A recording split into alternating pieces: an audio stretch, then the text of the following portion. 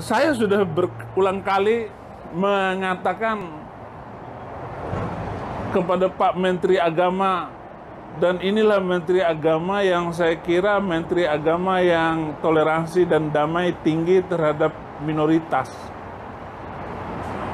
Nah, mohon Pak Menteri Agama agar situasi seperti ini dikondusifkan. Jangan takut dengan kadrun. Bapak adalah pemerintah, Menteri Jokowi. Bapak memiliki banyak hal. Bapak memiliki tentara. Pakailah tentara. Bahkan Bapak punya Banser NU yang seluruh Indonesia itu bisa digerakkan oleh Bapak sebagai Panglima Banser.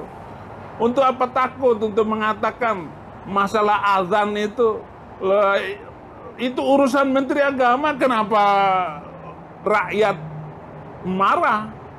Nggak usah takut. Dan jangan mundur sedikit pun dengan kaum kadrun itu, kaum Islam Sontoloyo itu, Pak. Saya dukung sekali. Bahkan jangan sekedar mengatur suara azan, atur juga kurikulum yang ada di madrasah, sanawiyah, aliyah, sampai perguruan tinggi.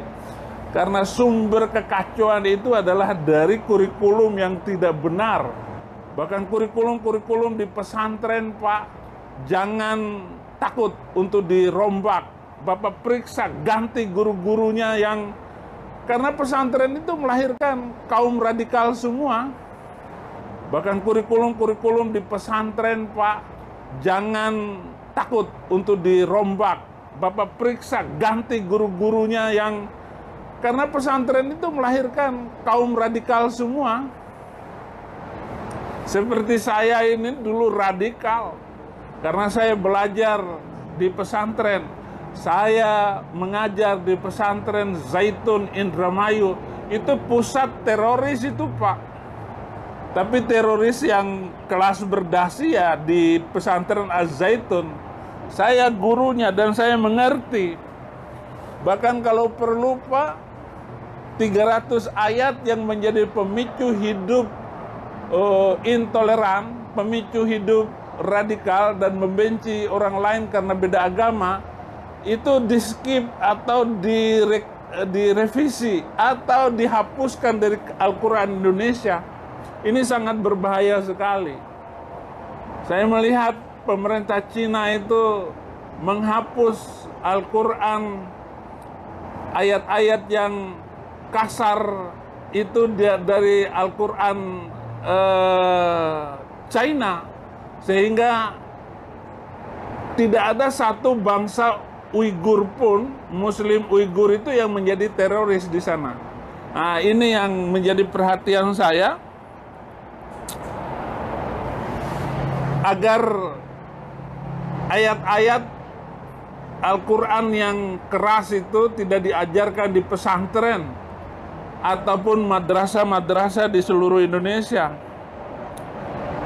Merevisi semua kurikulum itu agar tidak menghancurkan bangsa kita.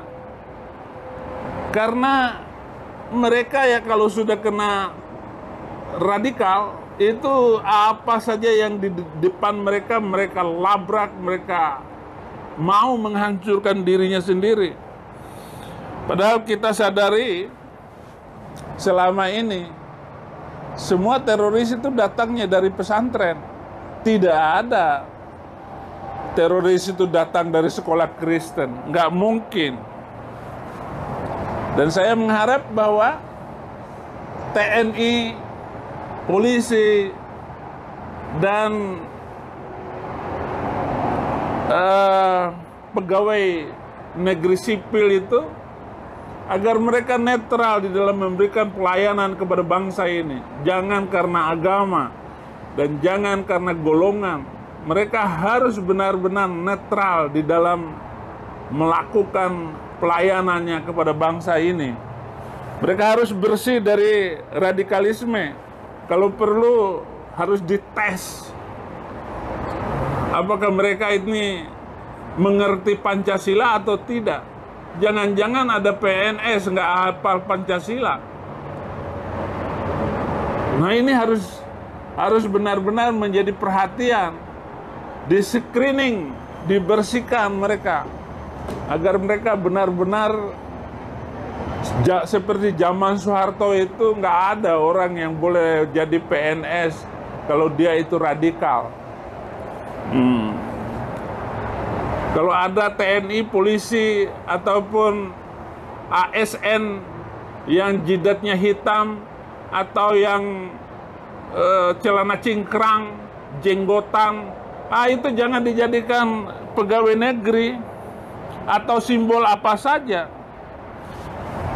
Selama mereka itu tidak mengerti artinya bernegara, maka kita nggak boleh untuk menjadikan mereka panutan di dalam negara kita di Indonesia ini.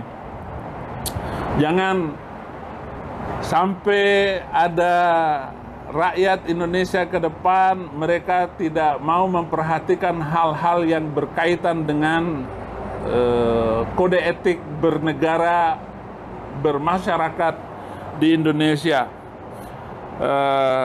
Bagaimana juga agar lulusan-lulusan pesantren ini tidak radikal dan memperbanyak kurikulum agar mereka mampu hidup bersaing dengan masyarakat pada umumnya.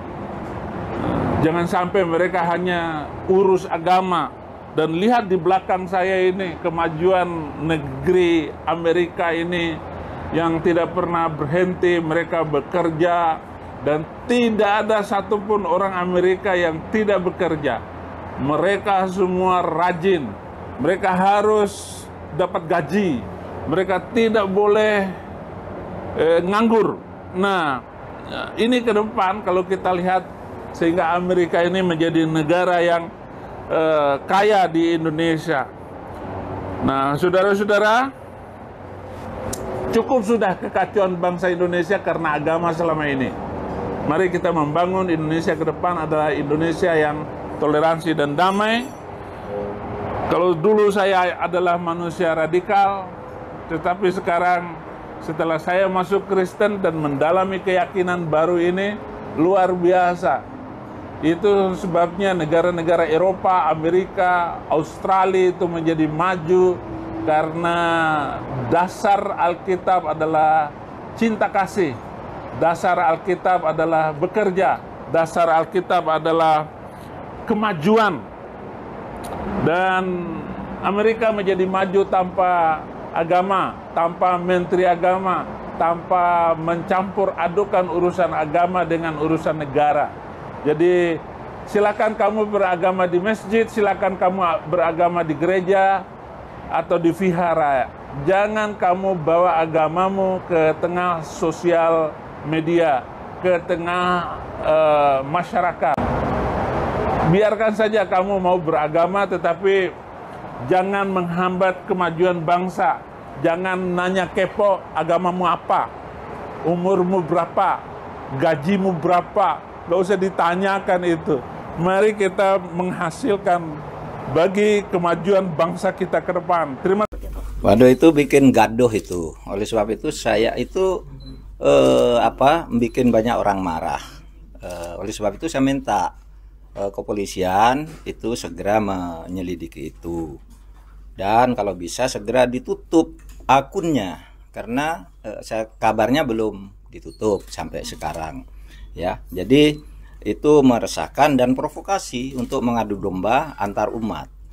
Saya ingatkan Undang-Undang Nomor 5 Tahun 69 yang diperbarui dari Undang-Undang PNPS Nomor 1 Tahun 65 yang dibuat oleh Bung Karno tentang penodaan agama. Itu mengancam hukuman tidak main-main, lebih dari 5 tahun hukumannya, yaitu barang siapa yang membuat penafsiran atau memprovokasi dengan penafsiran suatu agama yang keluar dari penafsiran pokoknya.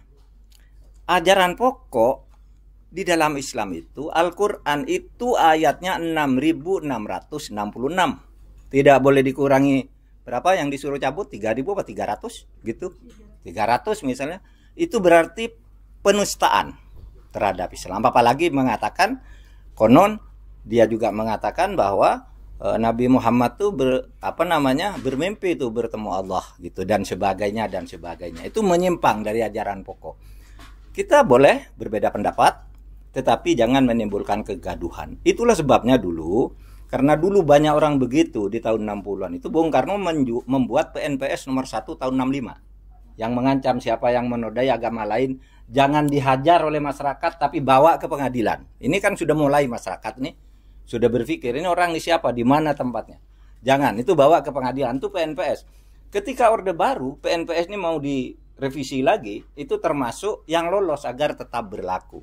Ketika saya jadi hakim MK 2010 gitu, saya nyatakan ketika diuji ke MK, undang-undang ini isinya benar, cuma kalimat-kalimatnya supaya diperbarui oleh DPR. Tetapi sampai sekarang belum diperbarui, artinya itu masih tetap berlaku. Mari kita jaga kerukunan umat beragama. Kita tidak tidak akan melarang orang berbicara, tetapi jangan memprovokasi hal-hal yang sensitif seperti itu. Terima kasih. Ya, terima kasih.